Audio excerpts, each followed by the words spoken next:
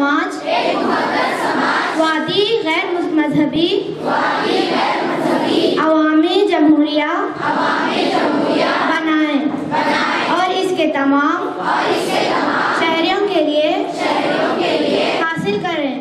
Secure to all its citizens justice, social, economic and political liberty of thought, expression, belief, faith and worship, equality of status, of opportunity and to promote among them all fraternity, assuring the dignity of the individual and the unity and integrity of the nation in our Constituent Assembly this 26th day of November 1949 do hereby adopt an act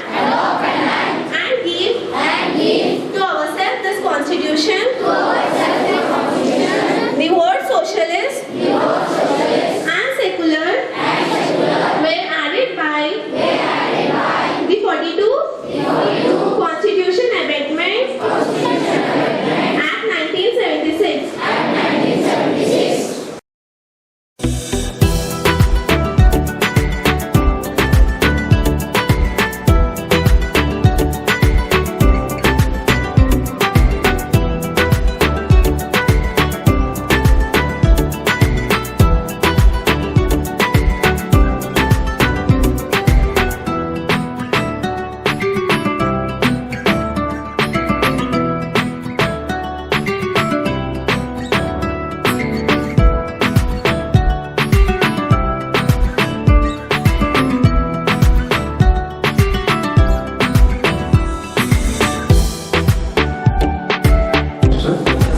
ನಮಗೆ ತುಂಬ comfortable ಆಗಿ ಬರೋದಿಲ್ಲ, ಅದಕ್ಕೋಸ್ಕರ ಕನ್ನಡದಾಗ ಮಾತಾಡ್ತೀನಿ.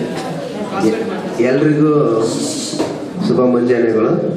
ಇಲ್ಲಿ ವೇದಿಕೆ ಮೇಲಿರುವಂಥ ಎಲ್ಲ ಮುಖಂಡರೇ ಹಾಗೂ ನಮ್ಮ ಶಾಲೆಯ ಮುಖ್ಯೋಪಾಧ್ಯಾಯರೇ ಹಾಗೂ ಸಹ ಶಿಕ್ಷಕರೇ ಹಾಗೂ ನನ್ನ ಮೆಚ್ಚಿನ ವಿದ್ಯಾರ್ಥಿನಿಯರೇ ಹಾಗೂ ವಿದ್ಯಾರ್ಥಿಗಳೇ ಹಾಗೂ ಮಾಧ್ಯಮ ಮಿತ್ರರು, ಇವತ್ತು ನಾವು ಈ ಸ್ಕೂಲಿಗೆ ಸುಮ್ಮನೆ ಅನ್ಎಕ್ಸ್ಪೆಕ್ಟೆಡ್ ಆಗಿ ವಿಸಿಟ್ ಬಂದಿವಿ ಅಷ್ಟೇ. ಇಲ್ಲಿ ಇಂಥ ಒಂದು ಒಳ್ಳೆ ಕಾರ್ಯಕ್ರಮ ನಡೀತಿರೋದು ನೋಡಿ ನಮ್ಗೆ ತುಂಬ ಖುಷಿ ಆಯಿತು. ಅದರಲ್ಲೂ ಒಂದು ಸ್ಕೂಲಿಗೆ ಎಲ್ಲ ಧರ್ಮದವರು, ಎಲ್ಲ ಒಂದು NGO, ಒಂದು ಸ್ಥಳೀಯ ಮುಖಂಡರು ಎಲ್ಲ ಬರ್ತಾರೆ ಅಂದ್ರೆ ಆ ಸ್ಕೂಲ್ ಬಗ್ಗೆ ಅವ್ರಿಗೆ ಒಂದು ಒಳ್ಳೆ ಅಭಿಪ್ರಾಯ ಇರ್ತದಂತೆ ಅರ್ಥ. ಅದು ಇವತ್ತು ನಮ್ಮ ದೇಶಕ್ಕೆ ಸಂವಿಧಾನದ ನಾವು ಅಳವಡಿಸ್ಕೊಂಡಂಥ ದಿನದಂದು ಬಂದು ಮಕ್ಕಳಿಗೆಲ್ಲ ಒಂದು ಒಳ್ಳೆಯ ಮಾತುಗಳನ್ನು ಆಡ್ತಿರುವಂಥ ಎಲ್ರಿಗೂ ಮತ್ತೊಮ್ಮೆ ನಾನು ವಂದನೆಗಳನ್ನು ಸಲ್ಲಿಸ್ತೀನಿ. ಇವತ್ತಿನ ದಿನದ ಬಗ್ಗೆ ಹೇಳ್ಬೇಕಂದ್ರೆ, ನಮ್ಮ ದೇಶಕ್ಕೆ ಸ್ವಾತಂತ್ರ್ಯ ಆಯಿತು. ಸ್ವಾತಂತ್ರ್ಯ ಆದಿಂದ ದೇಶ ಯಾವ ರೀತಿ ಮುನ್ನಡಿಬೇಕು ಅನ್ನೋದಕ್ಕೆ ಯಾವುದೇ ಒಂದು ಗುರಿ ಇರಲಿಲ್ಲ ನಮಗೆ. ಆವಾಗ ನಮ್ಮ ಹಿರಿಯರು ನೇತಾರರು ಎಲ್ಲ ಸೇರಿ ದೇಶಕ್ಕೆ ಏನಾದರೂ ಒಂದು ಡೈರೆಕ್ಷನ್ಸ್ ಬೇಕಲ್ಲ, ಡೈರೆಕ್ಷನ್ ಪ್ರಿನ್ಸಿಪಲ್ಸ್ ಥರ ಏನಾದರೂ ಬೇಕಲ್ಲ ಅಂತಂದಾಗ ಸಂವಿಧಾನ ರಚನೆ ಮಾಡಿದ್ರೆ ಆಯಿತು. ಸಂವಿಧಾನ ರಚನೆ ಮಾಡಿ ಅದರಲ್ಲಿ ನಮ್ಮ ದೇಶ ಹೆಂಗೆ ನಡಿಬೇಕು, ಏನು ಮಾಡಬೇಕು, ಯಾವ ಥರ ನಡೆದ್ರೂ ನಾವು ಸರ್ವಾಂಗೀಣ ಎಲ್ಲರೂ ಒಳಗೊಂಡಂಥ ಅಭಿವೃದ್ಧಿ ಸಾಧಿಸ್ಬೇಕಂತ ಯೋಚನೆ ಮಾಡಿದರು. ಹಂಗೆ ಯೋಚನೆ ಮಾಡಿದಾಗನೇ ಸಂವಿಧಾನ ರಚನೆ ಆಯಿತು. ಈ ಸಂವಿಧಾನ ರಚನೆ ಮಾಡೋದು ತುಂಬ ಜನರು 300+ ಸದಸ್ಯರೆಲ್ಲ ಸೇರಿ ಒಂದೂವರೆ ವರ್ಷ ಎಲ್ಲ ಸೇರಿ ಬೇರೆ ಬೇರೆ ದೇಶದ ಸಂವಿಧಾನವನ್ನು ಅಧ್ಯಯನ ಮಾಡಿ ನಮ್ಮ ಸಂವಿಧಾನ ರಚನೆ ಮಾಡ್ತಾರೆ. ನಿಮಗೆಲ್ಲ ಗೊತ್ತದ, ಇಡೀ ವಿಶ್ವದಲ್ಲಿ ಅತಿ ದೊಡ್ಡ ಸಂವಿಧಾನ ನಮ್ಮದು. ಮತ್ತು ಅತಿ ತಿದ್ದುಪಡಿ ಆಗಿರೋ ಸಂವಿಧಾನನೂ ನಮ್ಮದೇ. ಅಂದ್ರೆ ಇದ್ರ ಅರ್ಥ ನಾವು ಏನ್ ರಚನೆ ಮಾಡಿದೀವಲ್ಲ ಅದಕ್ಕೆ ನಾವು ಒಗ್ಕೊಂಡು ಕುಂತಿಲ್ಲ.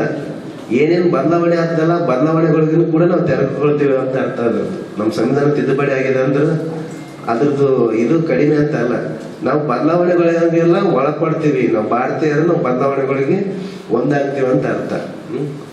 ಮತ್ತು ನಿಮಗೆಲ್ಲ ಹೇಳೋದೊಂದಿಷ್ಟೇ, ನಮ್ಮ ಅಂಬೇಡ್ಕರ್ ಅವರು ಎಷ್ಟೊಂದು ಬಡತನದಾಗ ಎಷ್ಟೊಂದು ಕಷ್ಟದ ಪರಿಸ್ಥಿತಿಯಾಗ ಕಲ್ತ್ರೇನೋ ನಿಮ್ಗೆಲ್ಲ ಗೊತ್ತದ. ಆ ದಿನಗಳು ಈಗ ಕಡಿಮೆ, ನಾವೆಲ್ಲ ನೋಡ್ತಾ ಇರೋದು ಆ ದಿನಗಳು ಕಡಿಮೆ. ಮತ್ತು ಅವಾಗೆಲ್ಲ ಸ್ಕೂಲ್ಸ್ ಇರಲಿಲ್ಲ, ಏನಿರಲಿಲ್ಲ. ಈಗ ನಿಮ್ಮ ಗ್ರೌಂಡ್ಗೆ ನಿಮ್ಮ ಏರಿಯಾಗೆ ಸ್ಕೂಲ್ ಬಂದದ, ಆದರೂ ನೀವು ಬರೋದಿಲ್ಲ ಸ್ಕೂಲಿಗೆ. ಸ್ಪೆಷಲಿ ಹೇಳ್ಬೇಕಂದ್ರೆ ಸರ್ ಹೇಳಿದ್ರಿ ಸಾಚಾರ ಕಮಿಟಿ ಬಗ್ಗೆ. ಸಾಚಾರ ಕಮಿಟಿದಾಗ ಹೇಳ್ತದ ಒಂದು ಕಡೆ SC ST ಗಳಿಗಿಂತನೂ ಮೈನಾರಿಟಿದು ಅವ್ರ ಸೋಷಿಯಲ್ ಎಕನಾಮಿಕ್ಸ್ ತುಂಬ ಕಡಿಮೆ ಐತಂತೆ, ಅದು ಸ್ಟೇಟಸ್ ಕಡಿಮೆ ಐತಂತೆ. ಅದರ ಅರ್ಥ ನಾವು ಯಾವಾಗ ಶಿಕ್ಷಣನ ಪಡಿತೀವಲ್ಲ, ಒಬ್ಬ ಶಿಕ್ಷಣ ಪಡೆದ, ಈಗ ನಿಮ್ಮ ಹತ್ರ 100 ರೂಪಾಯಿ ಕೊಟ್ರೆ ಇವತ್ತು ಖರ್ಚು ಮಾಡಿ ಬಿಡ್ತೀರಿ. ಆದ್ರೆ ನಿಮ್ಗೆ ಯಾವಾಗ ಶಿಕ್ಷಣ ಸಿಗ್ತದಲ್ಲ ಅಂತ 100,000 ನಿಮ್ಮ ಹತ್ರ ಅದು ಲೆಕ್ಕನೇ ಇರೋದಿಲ್ಲ. ಮತ್ತೆ ಹಣ ಅನ್ನೋದಕ್ಕಿಂತ ನಿಮ್ಗೊಂದು ಮಾನವೀಯ ಮೌಲ್ಯಗಳು ಸಿಗ್ತದ, ಯಾವ ರೀತಿ ಇದಿರ್ಬೇಕು. ಒಬ್ಬ ಶಿಕ್ಷಣ ಇರ್ಲಾರ್ದವ್ರಿಗೆ ಶಿಕ್ಷಣ ಇರೋರಿಗೆ ಡಿಫ್ರೆನ್ಸ್ ಅದ. ಅಂತ ಶಿಕ್ಷಣ ನೀವು ಇವತ್ತೆಲ್ಲ ಪಡೆಯಕತ್ತೀರಿ. ಮತ್ತೆ ಇನ್ನೊಂದು ನಮ್ಮ ಡಿಪಾರ್ಟ್ಮೆಂಟ್ ಬಗ್ಗೆ ಹೇಳಿದ್ರು ಸರ್, 45 ಹಾಸ್ಟೆಲ್ಸ್ ಅದಾವ ನಮ್ಮಲ್ಲಿ, 10 ಮೊರಾರ್ಜಿ ಸ್ಕೂಲ್ಸ್ ಅದಾವ, ನವೋದಯಸ್ ಅದಾವ. ಮತ್ತೆ ಹೇಳಿದ್ರು ನಾವು ಬೆಂಗಳೂರಿಂದ ದೂರ ಆದ್ರೂ ಇಷ್ಟು ಅದಕ್ಕಿಷ್ಟೇ ಕಾರಣ. ನಾವು ಬೆಂಗಳೂರಿಂದ ದೂರ ಇದ್ದೀವಿ ಅನ್ನೋದಕ್ಕಿಂತ ಇಲ್ಲಿ ಮುಖಂಡರು, ಇಲ್ಲಿ ನೇತಾರರಿಲ್ಲ, ಅವ್ರು ಮೈನಾರಿಟಿಗೆ ಏನಾದರೂ ಮಾಡ್ಬೇಕಂತ ತುಂಬ ಇತ್ತು. ಅದಕ್ಕೋಸ್ಕರ ನಮ್ಮ ಸ್ಟೇಟ್ ಲೆವೆಲ್ದಾಗ ಹೈಯೆಸ್ಟ್ ಸ್ಕೂಲ್ಸು ಹೈಯೆಸ್ಟ್ ಹಾಸ್ಟೆಲ್ಸ್ ಅದಾವ.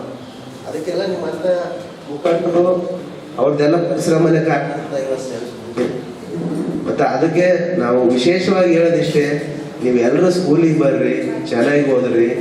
ಮತ್ತೆ ಯಾವುದೇ ಒಂದು ನಮ್ದು ಇಲಾಖೆಗಳದಾಗ ಈಗ ಸೋಷಿಯಲ್ ವೆಲ್ಫೇರ್ ಬ್ಯಾಕ್ವರ್ಡ್ ಕ್ಲಾಸಸ್ ಅದಾವಂದ್ರೂ ಇಂಗ್ಲಿಷ್ ಮೀಡಿಯಂ ಸ್ಕೂಲ್ಸ್ ಇರಲಿಲ್ಲ. ನಮ್ಮ ಮೈನಾರಿಟಿದಾಗ ಮಾತ್ರ ಇಂಗ್ಲಿಷ್ ಮೀಡಿಯಂ ಸ್ಕೂಲು. ಅಂದ್ರೆ ಏನು, ನಾವು ಮೈನಾರಿಟಿದಾಗ ಎಷ್ಟು ಅಪ್ಡೇಟ್ ಇದ್ದೀವಿ ಅಂದ್ರೆ ಮುಂದಿನ ಜಗತ್ತಿಗೆ ನಮ್ಮ ಮಕ್ಕಳನ್ನ ಯಾವ ರೀತಿ ರೆಡಿ ಮಾಡ್ಕೊಳ್ಬೇಕಂತ ನಮ್ಗೆ ಗೊತ್ತಲ್ಲ. ಇಂಗ್ಲಿಷ್ ಎಷ್ಟು ಅವಶ್ಯಕತೆ ಐತಿ ಈಗಿನ ದಿನದಾಗ ಅಂತ. ಆದ್ರಿಂದ ನಾವು ಟೀಚರ್ಸಿಗೆ ಮತ್ತು ನಮ್ಮ HM ಅವರಿಗೆ ರಿಕ್ವೆಸ್ಟ್ ಮಾಡೋದಿಷ್ಟೇ, ನಮ್ಮ ಮಕ್ಕಳು ಇಂಗ್ಲೀಷಲ್ಲಿ ಸ್ವಲ್ಪ ವೀಕ್ ಅದಾರ. ಆದ್ರಿಂದ ನೀವು ವಿಶೇಷವಾಗಿ ನಮ್ಮ ಮಕ್ಕಳ ಬಗ್ಗೆ ಗಮನ ಹರಿಸಿ ಅವ್ರಿಗೆ, ಮತ್ತು ಅವರೆಲ್ಲ ಬಡವರು ಮಕ್ಕಳು ಇರ್ತಾರ, ಒಂದೊಂದ್ಸಲ ಅವ್ರಿಗೆ ಅಂದ್ರೇನು ಸ್ಕೂಲ್ ಡ್ರಾಪ್ ಔಟ್ ಮಾಡಿಸೋಂಥ ಚಾನ್ಸ್ ತುಂಬ ಇರ್ತದೆ. ಅವ್ರಿಗೆ ಎಲ್ಲೋ ಕೆಲಸ ಕಳಿಸ್ಬೇಕಂತ ಇರ್ತದ. ಹಂಗೆ ವಿಶೇಷವಾಗಿ ನೀವು ಮನೆಗೆ ತೆರಳಿ, ಜೋರ ಮೇಡಮ್ ಅವ್ರ ಬಗ್ಗೆ ಗೊತ್ತದ, ಅವರು ಎಲ್ಲ ಮನೆಗೆಲ್ಲ ಹೋಗಿ ಮಕ್ಕಳನ್ನೆಲ್ಲ ಕರ್ಕೊಂಡು ಬಂದಾರ ಅಂತ ಗೊತ್ತದ. ಇದು ಇನ್ನೂ ಮುಂದೆ ಇದೇ ಥರ ಮುಂದುವರಿಲಿ, ಒಂದು ಒಳ್ಳೆ SLC ರಿಸಲ್ಟ್ ಬರಲಿ. ಮತ್ತು ನಮ್ಮ ಇಲಾಖೆ ಕಡೆಯಿಂದ ಏನು ಕೊಡ್ಬೇಕು ಅದು ಕೊಡ್ತೀವಿ. ಮತ್ತು ಇಲ್ಲಿ ನಮ್ಗೆ ಸ್ಥಳೀಯರ ಸಹಕಾರ ಇದ್ದೇ ಇರ್ತದೆ ನಿಮ್ಗೆ ಯಾವಾಗಲೂ. ಅದು ಐತೆ ಅನ್ನೋದಕ್ಕೆ ಇವತ್ತಿನ ಫಂಕ್ಷನ್ನೇ ಕಾರಣ. ಮತ್ತು ಕೊನೆಯದಾಗಿ ಇಷ್ಟೇ ಹೇಳೋದು, ಸಂವಿಧಾನ ಅನ್ನೋದು ನಮ್ಮ ದೇಶದ ಆತ್ಮ ಇದ್ದಂಗೆ. ಅದು ಯಾವಾಗಲೂ ನಮಗೊಂದು ಒಳ್ಳೆಯ ದಾರಿನ ತೋರಿಸ್ತದೆ. ಆ ಸಂವಿಧಾನದ ಅಡಿಯಲ್ಲಿ ನಾವೆಲ್ಲರೂ ಆ ಸಂವಿಧಾನದಾಗ ಆಶಯಗಳು ಏನು ಕೊಟ್ರ, ಎಲ್ಲರೂ ಸರ್ವ ಜನಾಂಗದ ಶಾಂತಿಯ ತೋಟ, ಎಲ್ಲರೂ ಶಾಂತಿಯಿಂದ ಇರಬೇಕು, ಚೆನ್ನಾಗಿರ್ಬೇಕಂತ. ಮತ್ತು ನಮ್ಗೆ ಅಷ್ಟೇ ಶಾಂತಿ ಅಲ್ಲ, ಇಡೀ ಜಗತ್ತಿಗೆ ಶಾಂತಿ ತೋರಿಸಿದಂಥ ದೇಶ ನಮ್ಮದು. ಮತ್ತು ನೀವೆಲ್ಲ ಯುವ ಪೀಳಿಗೆ ಮುಂದೆ ನಮ್ಮ ದೇಶ ನಡೆಯೋದೇ ನಿಮ್ಮ ಮೇಲೆ. ಅದಕ್ಕೆ ಚೆನ್ನಾಗಿ ಓದ್ರಿ. ಆದಷ್ಟು ಈ ಸ್ಕೂಲ್ ಬಗ್ಗೆ ಕೇಳಿನಿ, ತುಂಬ ಏನು ಚೆನ್ನಾಗಿ ಕ್ಲಾಸಸ್ ಎಲ್ಲ ಆಗ್ತಾವ. ಟೀಚರ್ಸ್ನು ಇನ್ನು ಎಕ್ಸ್ಟ್ರಾ ಕ್ಲಾಸ್ ಎಲ್ಲ ತೋರಿ SLC ಮಕ್ಕಳಿಗೆಲ್ಲ. ಮತ್ತು ಈಗ ಸ್ಮಾರ್ಟ್ ಕ್ಲಾಸ್ ಎಲ್ಲ ಬರ್ತದೆ ಈಗ ನೆಕ್ಸ್ಟು. ಸ್ವಲ್ಪ SLC ಮಕ್ಕಳಿಗೆ ಅವ್ರಿಗೆಲ್ಲ ಫೋಕಸ್ ಮಾಡಿರಿ. ಇದೇ ರೀತಿ ಒಳ್ಳೆ ಥರದಿಂದ ಈ ಸ್ಕೂಲ್ ಹೆಸರು ಬರಲಿ ಅಂತ ಹೇಳ್ತಾ ಎಲ್ರಿಗೂ ನಮಸ್ಕಾರ. I congratulate to all the 3 students who participated in speech, Ifra, Aisha and Tayyaba. Their speech was very nice, comprehensive and their pronunciation, their content was very good. I congratulate them once again. इस मौके पर मैं आप तमाम से ये बात अर्ज़ करना चाहता हूँ कि तालीम ज़िंदगी की सबसे बुनियादी ज़रूरत है।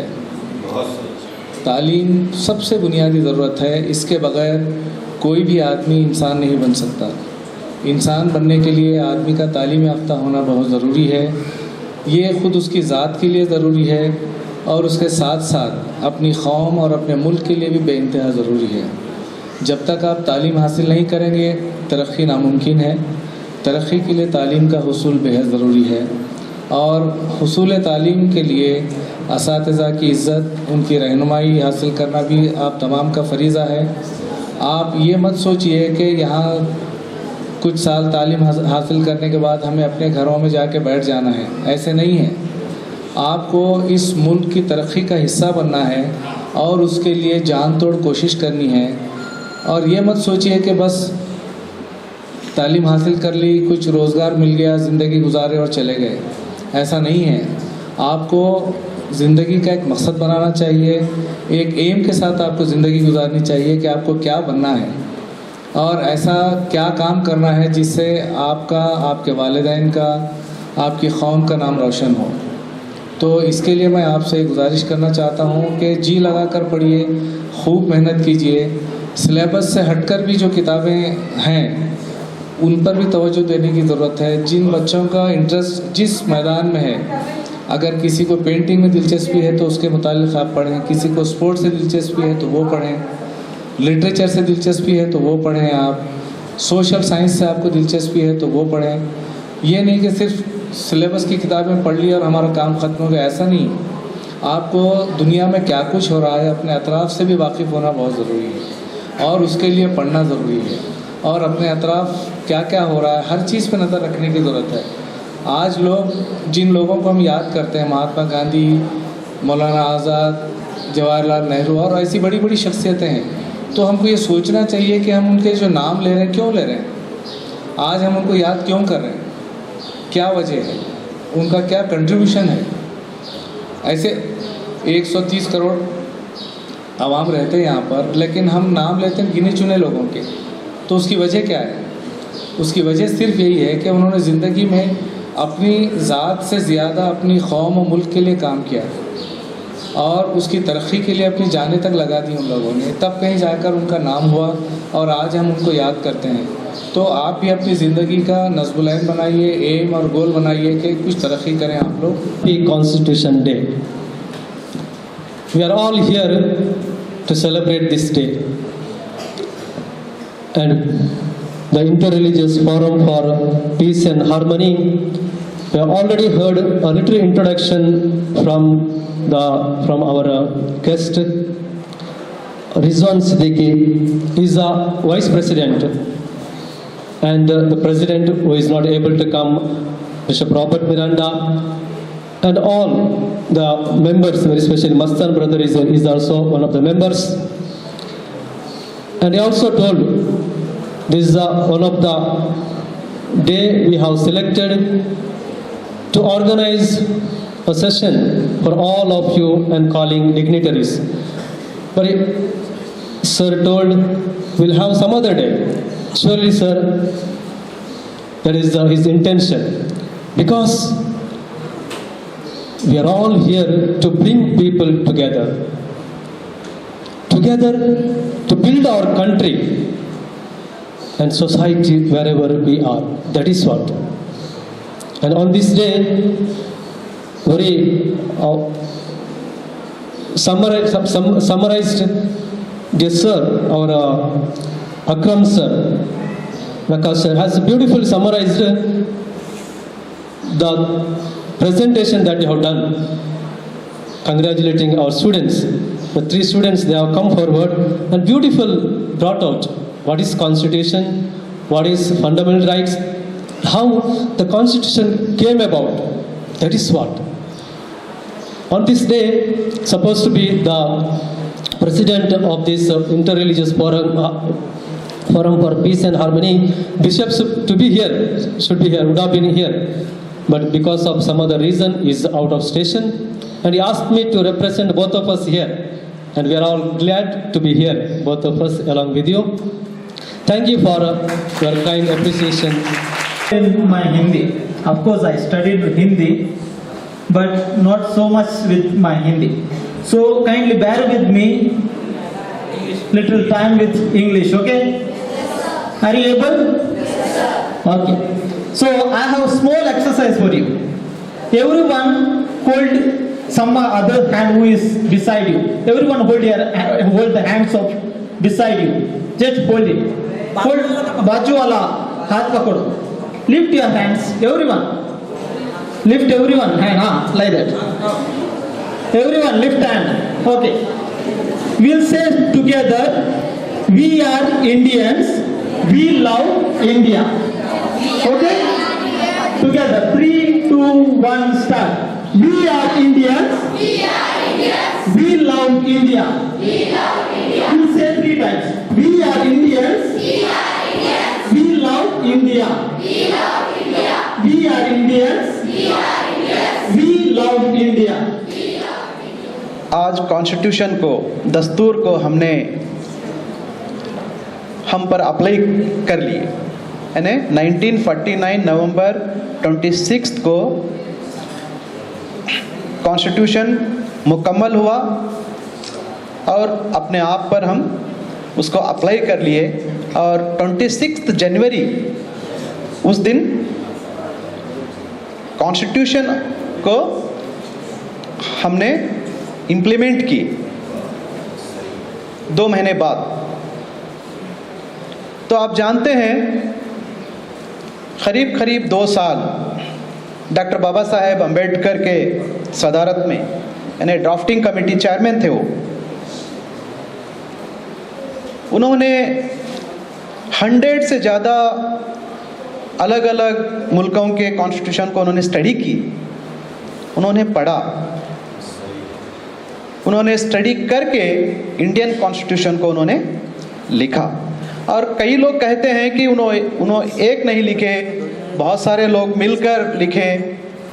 सही है, बहुत सारे मेंबर्स थे उसके, बहुत लोग थे, लेकिन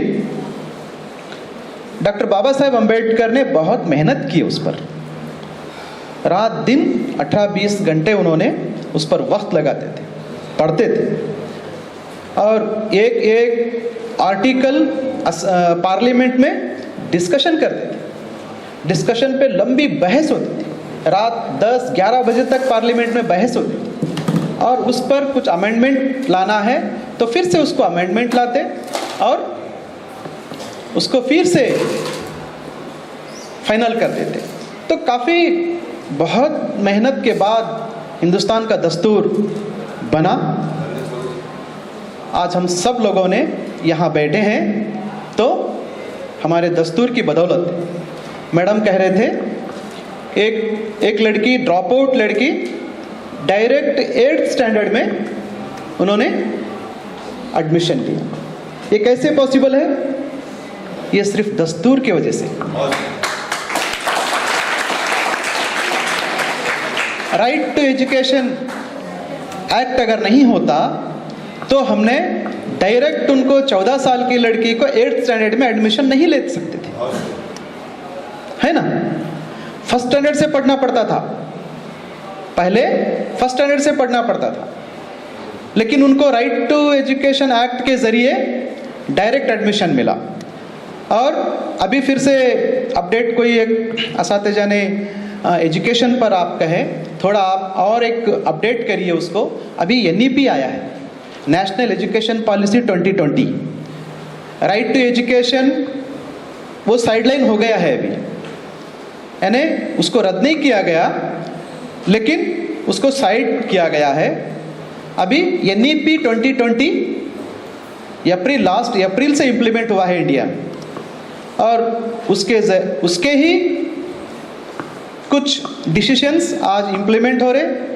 स्कूलों में, कॉलेजेस में तकरीबन एजुकेशन को डिस्ट्रॉय करने की, ख़त्म करने की पूरी प्लानिंग के साथ NEP आया है ना। आप देखते हैं कि अकरम नक़ा साहब ने कहा एजुकेशन, देखिए एजुकेशन के बगैर, तालीम के बगैर हम कुछ तरक्की नहीं कर सकते। 2005 में जस्टिस राजेंद्र सच्चार ने एक रिपोर्ट दी थी सेंट्रल गवर्नमेंट को। उन्होंने उस वक्त कहा 25% माइनॉरिटी बच्चे स्कूल का चेहरा ही नहीं देखे। कितने परसेंट? 25% बच्चे स्कूल का चेहरा ही नहीं देखे। अब रही बात ड्रॉप आउट की, 5th के बाद, 7th के बाद, 10th के बाद ड्रॉप आउट होने की बात तो बहुत बुरी हाल है, वो चेहरा ही नहीं देखे। ऐसे बहुत सारे डाटा उन्होंने हमारे सामने रखा, लेकिन वो एक हाई एम्पावर कमेटी रिपोर्ट था, उसको कोई दस्तूर का कोई सपोर्ट नहीं था, कॉन्स्टिट्यूशनल सपोर्ट नहीं था, जस्ट स्कीम की नज़र में उसको इम्प्लीमेंट किया गया। मैं आपको संविधान के दिन की मुबारकबाद देता हूँ। एक बात वजाहत करते चलूँ कि ये programme inter religious forum for peace and harmony के तहत किया जा रहा है। हम यानी inter religious forum for peace harmony हमारे स्कूल में कई मौक़ों पर इस तरह के प्रोग्राम करते आ रहे हैं। आज हमारे दीगर लोग खुसूसन इस फोरम के सदर डॉक्टर रॉबर्ट माइकल मरिंडा जो बिशप ऑफ गुलबर्गा हैं, वो बेंगलुरु में मसरूफ़ हैं। मैं नाचीज़ इसका वाइस प्रेसिडेंट हूँ, तो उसकी जिम्मेदारी संभालते हुए मैडम के ताउन से और हमारे मोबिल भाई की कोशिश से ये प्रोग्राम आज होने जा रहा है।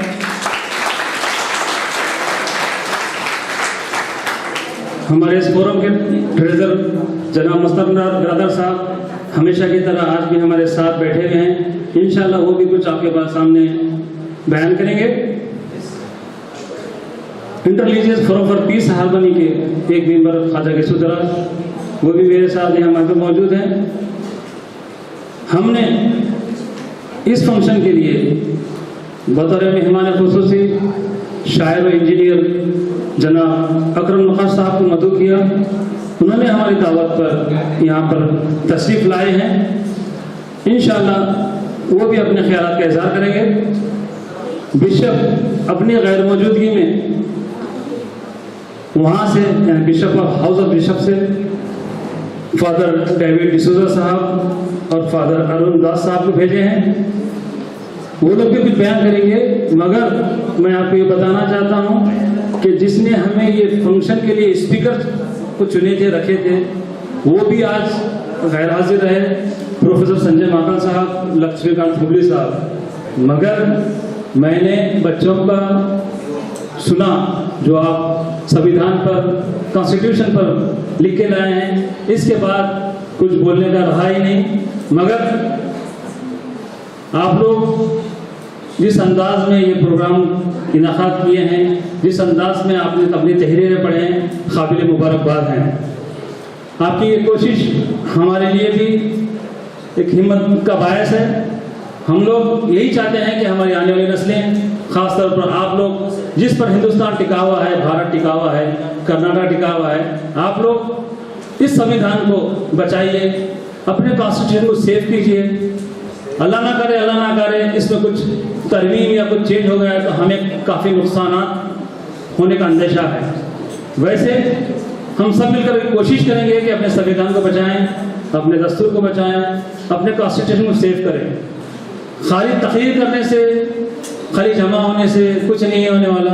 उसको ज़बान से, हाथ से, मतलब लिख कर, बोल कर और मुकाबला कर कर हमें इसको बचाना है। इंशाअल्लाह फिर कभी किसी मौके पर मैं बिशप को, फादर स्टैन लोगों को, प्रोफेसर संजय माकल को और एक हमारे दोस्त लक्ष्मीकांत हुबली को यहाँ ज़रूर किसी मौके पर लेके आऊँगा। उनके स्पीचेस आपके लिए सबक आमोज रहेंगे।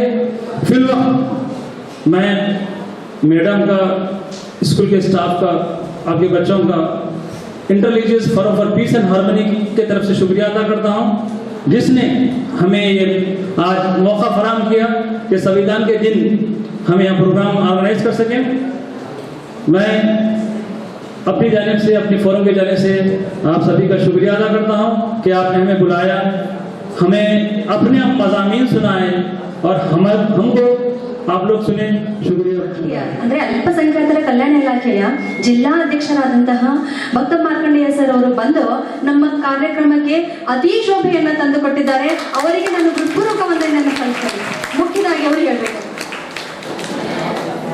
ಈ ನಮ್ಮ ಶಾಲೆಯಲ್ಲಿ ಹಮ್ಮಿಕೊಂಡಂತಹ ಸಂವಿಧಾನ ದಿನಾಚರಣೆ ಅಂಗವಾಗಿ ವೇದಿಕೆ ಮೇಲೆ ಆಸೀನರಾದಂತಹ ಮುಖ್ಯ ಅತಿಥಿಗಳಾದಂತಹ ಇಂಜಿನಿಯರ್ ಹಾಗೂ ಕವಿಯಾದಂತಹ ಅಕ್ರಮ್ ನಕಾಶ್ ಸರ್ ಅವರಿಗೆ ನನ್ನ ಪರವಾಗಿ, ನಮ್ಮ ಶಾಲೆ ಪರವಾಗಿ, ನಮ್ಮ ಮುಖ್ಯೋಪಾಧ್ಯಾಯರ ಪರವಾಗಿ, ಮುಖ್ಯ ಅತಿಥಿಗಳ ಪರವಾಗಿ ಹೃತ್ಪೂರ್ವಕ ವಂದನೆಯನ್ನು ಸಲ್ಲಿಸುತ್ತೇನೆ.